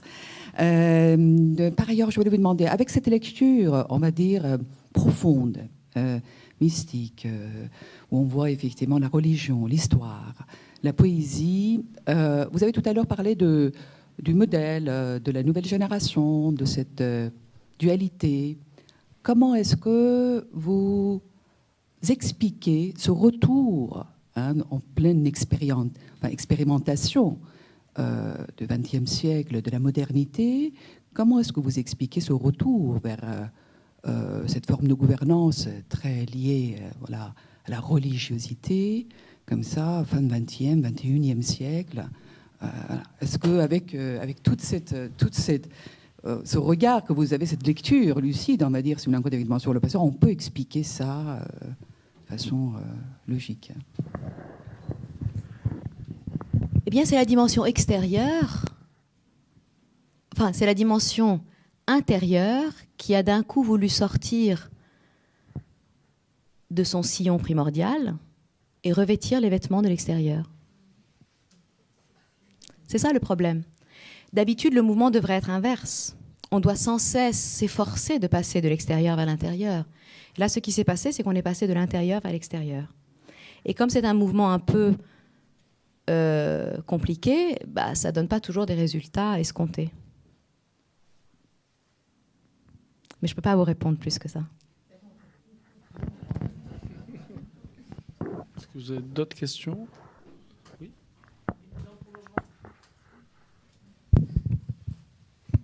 Dans le prolongement de cette question, quand on va en Iran, on est quand même frappé par l'influence, le poids de la religion, des imams, leur rôle quand même politique, et le fait que les mosquées sont vraiment vides. C'est le pays islamique officiellement où il y a le moins de monde dans les mosquées. Et alors, comment vous voyez ça? Eh bien, c'est parce que les gens vont sur le tombeau de Hafez. Aller sur le tombeau de Hafez, c'est une autoroute. Alors là, je l'ai fait récemment. Alors ça s'appelle Aramgah Hafez, ou même de Saadi d'ailleurs. Aramgah en persan, ça veut dire le lieu de repos. Alors quand vous voyez tous ces enfants des écoles, petits, grands, qui piaillent, qui hurlent, qui tournent dans tous les sens dans le tombeau de Hafez, vous vous dites, enfin, il doit être ravi, hein, c'est beaucoup moins ennuyeux que d'être dans le calme de l'éternité. Voilà. Mais c'est extraordinaire. Mais il y a une foule absolument incroyable. Et c'est exactement ce que je vous dis. C'est que le lieu de pèlerinage par excellence pour un Iranien, c'est le tombeau des poètes. Ce sont les lieux... les gens qui étaient avec moi j'avais déjà été, donc je savais. Cela dit, la dernière fois que j'avais été, il n'y avait pas autant de monde. Là, je ne sais pas, il y avait peut-être un congé ou je ne sais pas quoi, mais alors, il y avait des enfants des écoles. Ça, c'est intéressant, c'est les enfants des écoles qu'on emmène là. C'est-à-dire que c'est quand même des directives officielles, les professeurs ont le droit de faire ça, ils montent dans un car, et certains ne venaient pas de la ville de Shiraz, venaient de beaucoup plus loin. Et ils sont là, et d'ailleurs, ils étaient très étonnés, parce qu'ils disaient « Ah bon, mais qu'est-ce qui est écrit là ?» Ils ne savaient pas lire la calligraphie. Alors, je leur disais « Oui, alors c'est écrit ceci, cela. » Ils étaient tout étonnés que je sache lire. Bon. Mais parce qu'ils voyaient que je l'expliquais, quoi. Donc, je pense que c'est ça, c'est ce que je vous disais, c'est-à-dire que ce que les Iraniens recherchent, c'est cette veine-là, cette veine qui leur est propre. Ce qui leur est propre, c'est ça. Et ce qu'ils ont compris, et je pense ce que la jeunesse, malgré elle, ressent, c'est que ça, c'est quelque chose qu'on ne peut pas renier. On peut renier beaucoup de choses, mais on ne peut pas se renier soi-même. Et ça, c'est ce qui les constitue fibre à fibre. Et c'est pour ça, comme dit Clément, que les chauffeurs de taxi connaissent les poèmes de Hafez par cœur. Je ne pense pas qu'ils connaissent forcément le Coran par cœur, mais ils connaissent les poèmes de Hafez par cœur. Et on dit du Masnavi que c'est quand même le Coran en persan. Et on a le droit de le dire. C'est ça aussi le paradoxe. On a le droit de le dire. J'ai donné une conférence en persan il n'y a pas si longtemps, en Iran, à Téhéran, dans laquelle j'ai parlé de ça. J'ai dit, voilà, j'ai essayé d'expliquer pourquoi on dit du Masnavi que c'est le Coran en persan. Ça a choqué personne. Il y avait un monsieur, un ayatollah dans la salle, qui m'a félicité à la fin d'avoir si bien compris l'œuvre de Rumi, malgré ma tête. Il m'a dit au début, quand je vous ai vu arriver, je me suis dit, mais qu'est-ce qu'elle va bien pouvoir nous dire de Masnavi? Alors, je suis très content. J'étais quand même un peu sur les œufs, mais oui, il avait l'air pas du tout choqué que je dise que finalement, le Masnavi, c'est quand même le message spirituel en langue persane, quoi. Le message spirituel, pas que pour les Iraniens, encore une fois. J'ai l'air d'exagérer. Bon, c'est mon grand amour, Rumi, mais je pense pas exagérer. C'est pas pour rien que c'est le poète qui se vend le plus aux États-Unis. Plus que les poètes américains, s'entend. Je dis pas que c'est un critère. Mais enfin, ça veut quand même... C'est un critère parmi d'autres, disons. On l'appelle « the best-selling poet ever ». aux États-Unis. Et donc, c'est pour ça que les gens sortent des traductions, parce qu'ils savent que ça va se vendre de toute façon. Je ne dis pas que c'est bien, hein, mais néanmoins, ça dit quelque chose. Ça dit que, c'est ce que je vous dis, quand je vous dis c'est un modèle, peut-être qu'il y a un modèle qui est à construire, on en a les paradigmes, là. Qu'est-ce qui fait que Rumi, il est profondément musulman, il est profondément persan, il est intensément soufi. Ça ne l'empêche pas de parler au monde. Au contraire, c'est sur ce socle-là qu'il s'est élevé pour parler au monde. Et pour parler de ce qu'il y a de plus profond, ça veut dire la vie intérieure et la vie spirituelle, à des Américains qui écoutent des chansons de Madonna, elle chante Rumi, hein, je vous le dis. Et, non, mais c'est vrai, elle a mis des poèmes de Rumi en chanson. Encore une fois, nous avons ici un excellent musicien qui a mis Rumi en musique bien mieux que Madonna. Mais enfin, voilà. Et c'est ce que je disais en Iran. J'ai parlé de Madonna. Je dis, vous vous rendez compte que quand même, c'est allé aussi loin que ça. Je ne dis pas que ça veut dire qu'ils ont compris les profondeurs de la pensée de Rumi, mais ça veut dire qu'il y a quelque chose qui parle. Il y a quelque chose qui émane là. C'était il y a 800 ans. Il était quand même un grand fari. Hein. Moulavi, c'est quand même il avait le droit de faire des décrets religieux. Hein. C'était pas, il avait fait tous les degrés de la science religieuse islamique à Damas. C'était pas un petit djerelé, là. Enfin, djerelé en persan, je sais pas comment dire en persan. Un freluquet. C'était pas un freluquet qui sortait de nulle part, d'où soudain tombait en extase et racontait des histoires sur l'amour. Pas du tout. C'est un très, très grand savant. Eh bien, ça ne l'empêche pas de parler au monde. Ça n'a jamais empêché de quelqu'un de parler au monde. Peut-être au contraire. Je pense que si on n'a pas de racines, on ne peut pas parler le langage de l'universel. Je ne crois pas du tout dans le New Age. Je ne pense pas du tout que dans 800 ans, les penseurs du New Age seront encore lus et médités. J'en doute fort. Merci. Est-ce qu'il y a d'autres questions ? Quelque part, ça veut dire que les imams n'arrivent pas à nourrir leur peuple dans leur mosquée. Spirituellement parlant. Je ne sais pas, j'y ai pas été pour... Non, mais je pense que pour répondre un peu à vos questions, là, c'est qu'il faut distinguer la religiosité populaire de la religion officielle. C'est très important, parce que si vous allez au pèlerinage de l'imam Reza à Mashhad, il y a des millions de personnes. Si vous allez à Jamkaran, là où le Mahdi est censé revenir à Rome, il y a des millions de personnes chaque année. Donc il y a des lieux religieux qui sont extrêmement fréquentés en Iran. Les mosquées vides, c'est un élément de l'analyse, mais ça reste une société profondément religieuse, où par exemple revendiquer son athéisme est difficile. Donc il faut aussi raison garder quand on projette aussi notre vision d'ici sur l'Iran qui serait laïque parce qu'on est français et qu'on aime ce système laïque. Donc je ne pense pas du tout que, parce que la pratique religieuse baisse, que la société est moins religieuse. Il y a toutes ces formes de spiritualité, de soufisme, on voit beaucoup d'éléments dans la jeunesse qui inventent leur propre religion. Donc ils ne sont pas non plus en phase de désislamisation, comme on pourrait parler de déchristianisation en France, par exemple. Donc quand on prend par exemple l'indicateur des églises vides en France, on peut analyser et en conclure que la religion chrétienne a perdu de son influence. Mais en Iran, je serais plus nuancé. Alors d'autant plus que vous avez tout à fait raison de parler de ces lieux de culte. Il n'y a pas que les poètes, hein, il y a aussi effectivement les descendants des imams en particulier qui sont des lieux de culte très fréquentés. Mais aussi, vous avez tout à fait raison de le signaler, ça n'a rien à voir avec le fait que les églises soient vides. Pourquoi ? Parce que dans le christianisme, l'appartenance, en tout cas dans le catholicisme en particulier, l'appartenance au catholicisme se signe par le fait qu'on va à la messe le dimanche et qu'on communie. C'est très important d'aller à la messe parce que c'est affirmer qu'on est catholique et qu'on participe donc de cette... dans l'islam, vous n'êtes, d'ailleurs l'islam qui soit sunnite ou chiite, d'ailleurs, vous n'êtes c'est pas un pilier de la religion d'aller à la mosquée le vendredi. La prière collective est vraiment est un rite, même pas, enfin c'est totalement surérogatoire. On le fait si on a envie de le faire, mais c'est pas du tout une obligation religieuse, alors que la communion est oui, on peut dire une obligation religieuse pour les catholiques, par exemple. Donc ça peut pas du tout se comparer. Moi, je connais des gens très religieux qui vont jamais à la prière du vendredi, mais ils sont très religieux, ils font leur prière chez eux. C'est pas du tout obligatoire d'aller à la prière du vendredi. Surtout qu'il faut écouter un prêche et que bon. Il y a une dimension politique, si vous voulez, je me permets de oui. Il y a une dimension politique, si vous voulez, qui génère derrière Là, il y a une dimension politique, si vous voulez, qui génère derrière, effectivement, voilà, l'envie, le souhait de participer, si vous voulez, à cette prière, effectivement, de fin de semaine. Donc, je pense qu'il faut le séparer. C'est surtout ça. Enfin, bon, on n'a pas le temps d'avancer. Ouais. Je pense qu'il y a là, si vous voulez, l'enjeu est là. C'est de dire dans quelle mesure, en quelque sorte, là, depuis ces 30 dernières années, c'est ce mélange entre le sphère politique et le sphère religieux, qui a donné, si vous voulez, une couleur, une nature très particulière, effectivement, à cette expérience dont vous avez évoqué un peu plus dans le détail. Oui, absolument.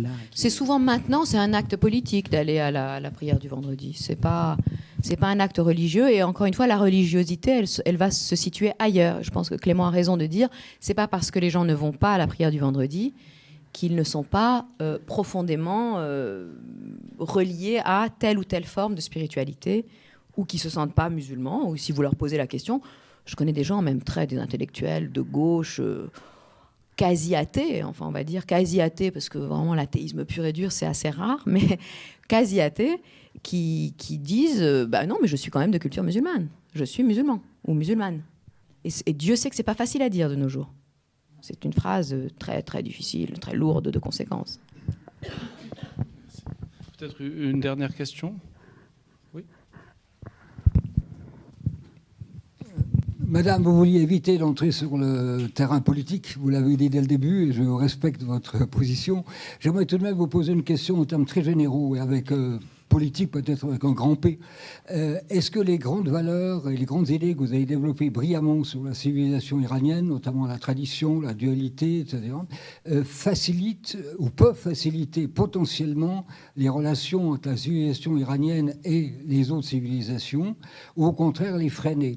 Et si je vous pose la question, ce n'est pas seulement pour aujourd'hui, mais c'est peut-être aussi dans le passé et peut-être les perspectives d'avenir, parce que vous avez développé très bien la situation à l'intérieur de l'Iran. Ma question est la question qu'on se pose beaucoup dans le monde économique, qui est le mien, je suis désolé, c'est pas un monde littéraire, c'est de savoir comment peut s'articuler l'Iran avec le reste du monde. Et votre éclairage est précieux sur ce plan-là parce qu'il il dépasse largement le caractère purement économique. Vous avez une vision intellectuelle globale, conceptuelle, qui peut être intéressante pour nous, qui travaillons beaucoup plus sur le terrain. Merci beaucoup. Terrain économique. Alors là, je suis dans un terrain encore moins connu, bien que Rumi soit best-selling poète. Donc, je pense que c'est vrai que c'est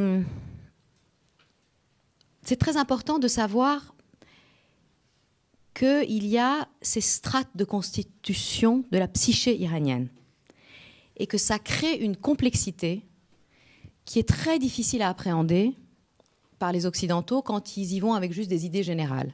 Par exemple, justement, pour les Français, une théocratie, c'est juste quelque chose de quasi insupportable. Dans la psyché française, alors vous imaginez, moi je suis moitié française, moitié iranienne, alors je suis doublement schizophrène, quadri-schizophrène, c'est catastrophique.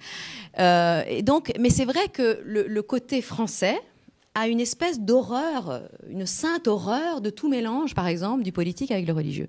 Et je crois que si on veut... Je crois qu'on peut très très bien parler avec les Iraniens, parce qu'ils sont extrêmement ouverts, ils sont très preneurs.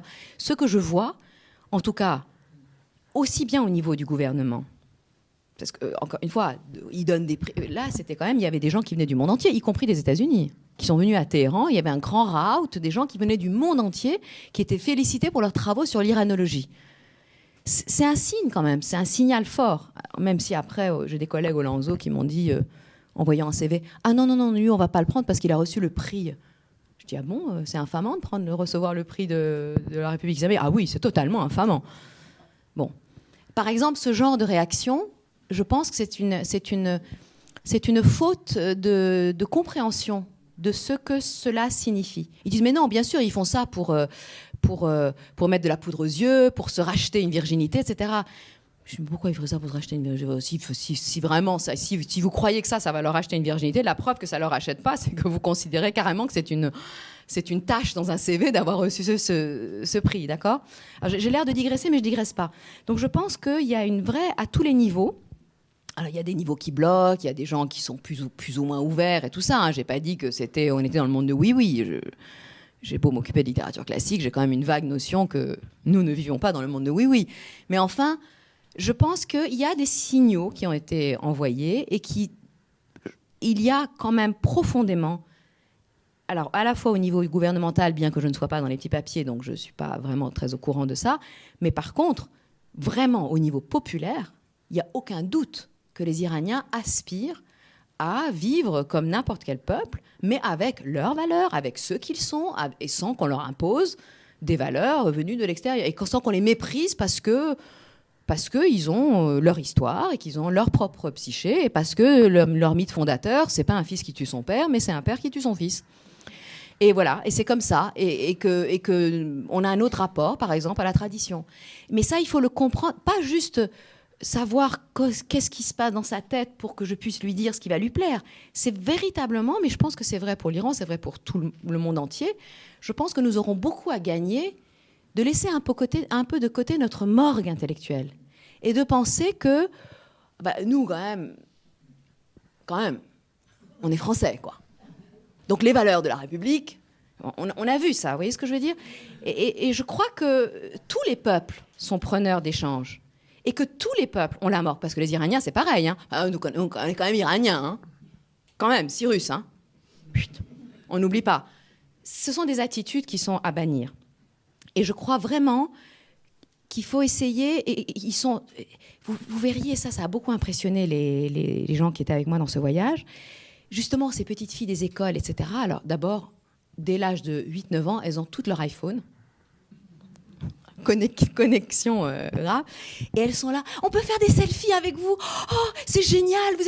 Ils sont d'une ouverture. Les gens vous disent tout le temps bonjour. Ils veulent tout le temps savoir d'où vous venez, ce que vous faites, quelle langue vous parlez, est-ce que vous aimez leur pays. Vous voyez ce que je veux dire ? J'ai même rencontré, alors ça m'a beaucoup touchée, un vieux marchand dans le bazar un vieux marchand d'eau de rose. Je vous le donne en mille. Il était marchand d'eau de rose. Vieux bonhomme comme ça, qui nous a fait goûter ses eaux de rose et tout ça. Et donc, il disait, j'étais avec 2 ou 3 personnes, et quand il a vu que je parlais persan, il me dit, qu'est-ce qu'ils pensent de nous là-bas ? J'ai dit, écoutez, très sincèrement, ils ne pensent pas beaucoup de bien, mais là, les gens, en tout cas, qui m'ont accompagné, ont vraiment changé de point de vue. Ils ont été retournés comme des crêpes. Ils se sont dit, mais les Iraniens sont des gens très gentils, ils n'ont pas le couteau entre les dents. Enfin bon. Et alors, il a dit, oui, parce que vous savez, alors il dit en persan, c'était très beau, il dit, des lames d'or, j'ai le cœur brûlé de penser à ce que les gens pensent de nous. Quand je vois les nouvelles, quand je vois les médias, quand je vois ce qu'on dit de nous, quand je pense qu'ils pensent qu'on veut anéantir le reste du monde et tout ça, il dit des lames d'or et il s'est mis à pleurer. Et il a dit, vous croyez vraiment qu'il a changé d'avis ? J'ai dit, mais en tout cas, il y avait 30 personnes avec moi, je peux vous dire que toutes, elles ont une idée très... très positive maintenant des Iraniens. Il dit, vous croyez qu'ils vont aller le dire aux autres ? Parce que vous savez, moi je suis un vieux boutiquier, mais je suis à la fin de ma vie. Quelle importance ? Mais quand je pense à ce qu'est mon pays et à ce que les gens en pensent, j'en suis désespérée. Alors, je ne sais pas si j'aurais vraiment répondu à votre question, mais je ne peux pas vraiment répondre à votre question en réalité, autrement que par des anecdotes. Et en fait, je crois que c'est ça. Je pense qu'il faut y aller. Et vous verrez qu'ils ne demandent qu'une chose, en particulier, ils ne demandent qu'une chose, c'est d'avoir des échanges économiques, ça je peux vous le garantir. Hein. Ils n'attendent qu'une chose, c'est que ces échanges économiques, mais enfin entre nous soit dit, il n'y a pas soi-disant un blocus, moi j'ai rien vu du blocus. Hein. Les magasins sont pleins de tout ce que vous voulez. Je vous dis, les petites filles ont toutes leur petit iPhone ou leur Samsung, je ne sais pas d'où ils sortent, je sais pas où, j'ai pas vu le blocus. Hein. Mais voilà, donc... C'est normal, on ne nous dit pas tout. On ne nous dit pas tout. Je veux savoir si vous seriez disposé à renouveler ce voyage. Je suis en train de l'organiser pour l'année prochaine, oui, à nouveau. Oui, j'espère pouvoir le refaire, oui. C'est un voyage spirituel, en fait, c'est un voyage poétique que je fais. Voilà, à travers le... C'est une agence de voyage qui s'appelle Voyage Intérieur et qui ne fait que des voyages comme ça, enfin, d'ordre...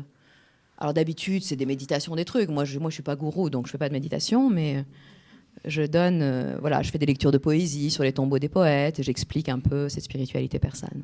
Justement, quelques vers peut-être en persan. Oui, eh ben, si vous le permettez, on va finir là-dessus. Et ce sera justement le contraire de ce que je vous ai lu au début. Je vous avais dit que je terminerais sur une note optimiste, où la jeunesse peut-être pourra un peu plus... Et c'est un poème donc de Hafez. Donc je vais vous le lire en français d'abord pour que vous ayez la signification, et après je terminerai en persan, comme ça vous aurez la musique. Le souffle du zéphyr répandra le musc un jour. Ce monde, devenu vieux, retrouvera la jeunesse un jour. L'arbre de Judée tendra à la fleur la coupe couleur rubis. Les yeux du narcisse, le cœur battant, regarderont le coquelicot un jour. Cette tyrannique douleur dont le rossignol a souffert dans la séparation, au pavillon rouge de la rose, elle se dira en cri un jour. Si j'ai quitté la mosquée pour la maison du vin, ne m'en veuille pas. L'homélie est bien longue et le temps trop court passera un jour. Ne remets pas à mon cœur le bonheur d'aujourd'hui à demain, car qui te garantit que tu auras l'éternité un jour? De la rose précieuse reconnais la valeur, descendue au jardin par ce chemin, par là, elle s'en ira un jour. Ô beau chanteur, c'est la fête de l'intimité, entonne tes odes et tes chants, cesse d'évoquer les choses passées et ce qui se passera un jour. C'est pour l'amour de toi qu'un jour Hafez est entré au pays de l'existence. Fais un pas pour lui dire adieu, car il repartira un jour. نفس باد صبا مشک فشان خواهد شد. عالم پیر دگرباره جوان خواهد شد. ارغوان جام عقیقی به سمن خواهد داد. چشم نرگس به شقایق نگران خواهد شد. این تطاول که کشید از غم هجران بلبل تا سرا پرده گل نعره زنان خواهد شد. گر ز مسجد به خرابات شدم خورده مگیر. مجلس وعظ دراز است و زمان خواهد شد. ای دل از عشرت امروز ار عشرت امروز به فردا فگنی، مایه نقد بقا را که زمان خواهد شد. گل عزیز است غنیمت شمریدش صحبت، که به باغ آمد از این راه و از آن خواهد شد. حافظ از بحر تو آمد سوی اقلیم وجود، قدمی نه به وداعش که روان خواهد شد.